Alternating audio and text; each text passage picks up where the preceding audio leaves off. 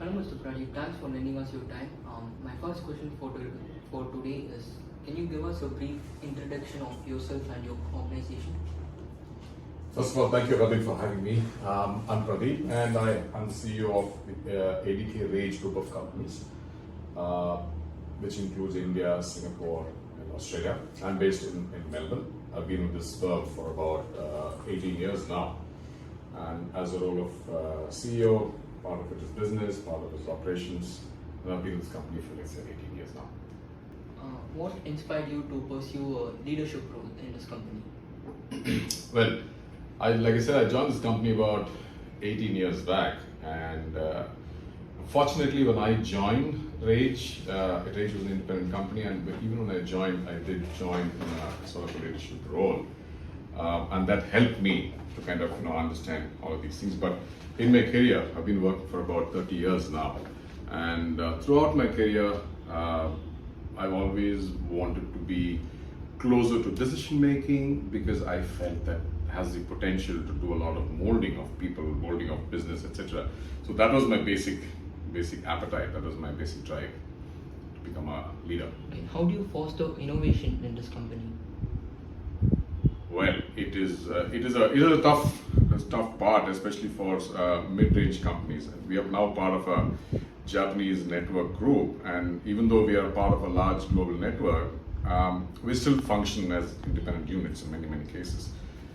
From an innovation point of view, I think there are I look at it in two parts. One is the innovation that we need to do as part of a business every single day to stay relevant to our clients, to relevant to our people, to our business, etc.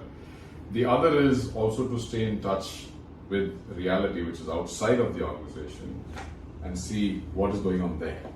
Right? So some innovation on us is forced because it's innovated by somebody else, and then that becomes a trend, and then you are supposed to catch up.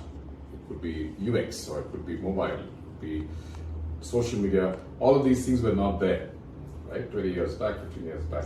So the spirit of innovation is closely linked to the spirit of curiosity, spirit of doing well, and always trying to be relevant to our clients, to our businesses outside. If you keep that in, I think innovation will follow. Of course, you have to plan innovation and go far at it, but at the same time, spirit of curiosity, I think, will foster innovation. All right. What are 3 key areas you usually focus on while making any strategic decision? For me, I think the first is if that decision is going to be part of a sustained, continuous growth of the company, because anything that you do will have to be for a sustainable growth. Sometimes you do take decisions that are very tactical, but any large strategic decisions should have continuous, sustainable, large growth. Second, it should also take into consideration of people and your capability requirements. You should have the right skill sets, you should have the right people, you should have the right mindset, and the skills and the ability for doing it. Do we have it? What is the impact going to be? How can we leverage it? That will be the second thing. Third will be, of course, in some cases, financial and shareholder interest. Can you discuss about any significant challenge or setback you had to come across as a CEO and how you overcame it? Well, one of the recent challenges is when we had to reinvent and restructure our business last year. Right, last year was right after we became part of the Japanese major. We had to take some strategic decisions in terms of stop and rethink about what our business is going to be, how we're going to be working with a whole bunch of different markets, etc. So we had to take a lot of decisions in terms of what is the business that we want to move in, what are the businesses that we have to exit, and things like that. So it was a bit of a challenge because that meant that we had to amicably decide not to work with certain clients, right? Exit certain types of businesses, certain types of services that we're doing. It was a bit of a challenge, right? And it had to be done over a period of time, but we managed that reasonably successfully, and then this year is becoming an uptake. Okay. In the answer to the 5th question, you did mention something about balancing the interest of the shareholders. Mm-hmm.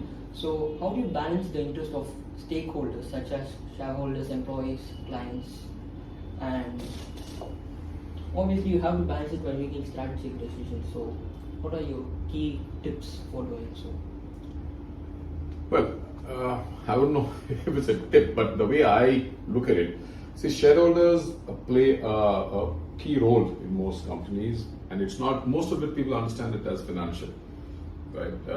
People think of shareholders, while that is a big chunk of it. Shareholders are investors, so their requirement is ROI, right? Oh, I put an X amount of money, how much am I going to get it back, and what amount of time. But at the same time, one aspect of getting shareholder trust and value is to explain to them about the longer course of the company. Because most shareholders are not your short-term investors. Right? They are invested in the company and they know that there is growth potential. So you will have to make sure that you explain that aspect of your business to your shareholders. So that is one way of managing it. It is not about just, I gave you 100 rupees and I got back 120 in 1 year. That's not how shareholders work. So it will come back to business, right? And shareholders typically are also, in many cases, sitting on the board. So usually there are people who have a lot of experience, so you can tap into that. But primarily it is to talk about the longer term business growth, which is sustainable. Okay. What factor do you believe sets your organization apart from your competitors? I think the value system that we have in how we do things is, I believe, the differentiator. Because today in the business that we are in, a lot of so-called differentiators are too thin, right? Price, there could always be somebody cheaper. Qualities, it keeps changing month on month. Service, it keeps going up and down. So what we do is to keep alive some of the key value systems, which is our commitment to deliver. The moment we say, okay, we're going to deliver this job, then that becomes the primary focus, right?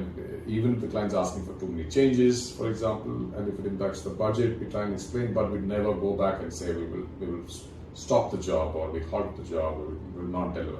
So that is our commitment to our clients, right? So, and that's at the core of what we do. And the other is a fair amount of transparency that works within the organization. We are reasonably flat as an organization. All of these things help us to deliver our commitment to the client. And I think that's in our industry, which is predominantly a service industry, that becomes a big differentiator when we work with our clients. Like I said, price, service, all of that things are variables, but this is more of a value system. So we collectively work together to build that. Lastly, do you think CEOs are portrayed in the right way in social media? And what is your one piece of advice that you would like to give to like-minded younger CEOs who are going to be coming in the market, in the future? Well, I think I did not start off my career thinking I want to be a CEO, right? So I believe that people should not start off by thinking I want to be a CEO. That can be like a very distant goal, but your goal should be, I need to play a very important role in an organization's growth, whether it is your own or you're working with somebody. That mindset is super critical, because the role of a CEO or any leader, CEO is just one person, right? A CEO cannot run the company by himself. He just happens to be one person, a collective team of a whole bunch of senior leadership. And the crux of it is, the main role is managing people who manage the business. That's the role of the CEO, right? Look at sustained growth path. CEO job is not to look at fixing things every day. You might do it if you're an entrepreneur, if you're just starting off.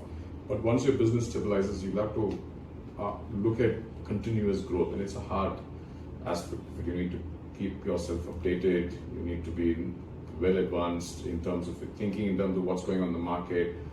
Be in touch with your people, know what their issues are, what the workflow issues are, things like that. So those are all traits that you need. As far as social media, I think you get both the good and the bad. Sometimes it's funny, right? So people think of it as CEOs, or it's only about the money, or sometimes they make fun of the CEO as somebody who's cutting jobs. Or there are so many different traits, but I think it's a reflection of how people look at it. So, in my opinion about what happens in social media is neutral. Sometimes I read it and I just laugh at it. Sometimes I just ignore it. When you said your opinion, would you say it as your personal opinion or your opinion as a CEO? That's my personal opinion and as a CEO, right? Okay. Because you're one of the same. It's Yeah. it's part of the same. It's two sides of the same coin. Okay. But it happens because most of the time the thing on social media is that people tend to put in their opinions at the spur of the moment. It's not a very thought out piece. It's not an article that people have written and reviewed over a week and things like that. Most of the content is, I think, right now, and I post it. So it's a very instinctively reactive sort of post. So I don't think it makes sense to give too much value to what's on social media. Okay. It reflects a trend. Probably you should be aware of it, but it should be okay. Thank you for lending us your time. Thank you very It much. was a very informational interview. Thank you very much, Sabine. Thank you very much.